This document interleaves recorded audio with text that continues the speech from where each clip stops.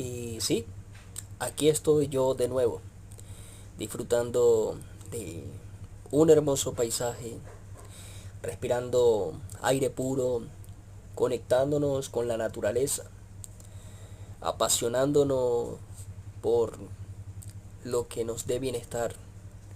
De ti depende apasionarte por lo bueno, por lo bonito, lo que te alegre tu día a día. Así que